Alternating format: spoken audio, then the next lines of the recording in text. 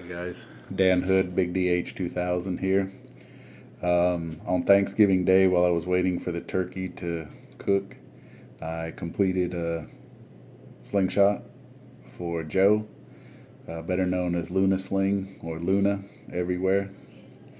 He had sent me something that he wanted done, and you'll see that in one of my other videos. That what he sent me. This is what I finished up for him, and should be going out as soon as I can settle down. After this Thanksgiving weekend, I'll get it bagged up and mailed to him. Hopefully he enjoys it.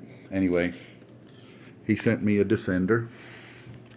Okay, Joe mainly shoots tubes, so he wanted something, and I advised some kind of wave attachment that's developed by Pepper Mac, and he was interested in that.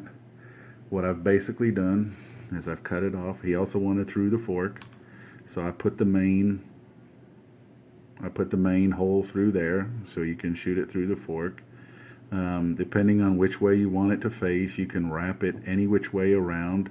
The second hole goes through, it goes through at 90-degree angle to the first hole, and then a little further down, parallel to that hole, I just put a slot in to pull the tubes in. Joe or Luna wanted it to fit 1745s. It'll fit just about anything you can put through it that's used on average.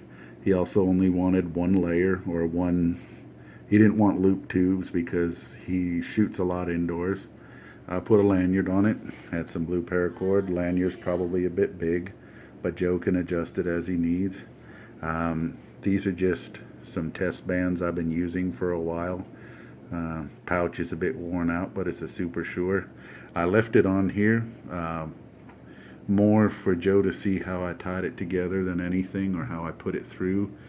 He can test it right away if he wants. These are set for full butterfly for me, which is about 65, 66 inches. Other than that, it can sit in either hand. You can, if you don't like to look at this picture facing you, you can always band it and run everything through so that it comes the other way. The holes are very well polished with 120 and 320 grit sandpaper run through them.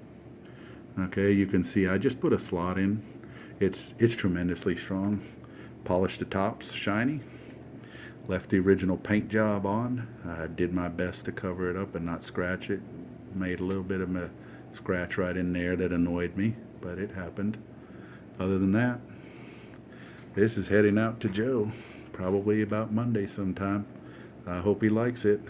You can also, if you want, instead of wrapping it around, you can wrap this all the way around the outside and down, and then that gives you a gripping spot if you want. Once again, you just have to make sure that your tubes are cut long enough to do that and still leave the length you want.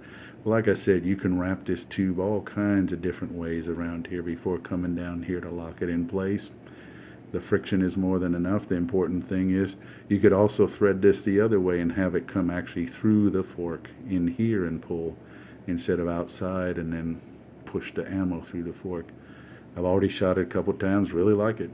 Anyway guys, let me just leave it here for you guys to get one last view of it as I shut down the video.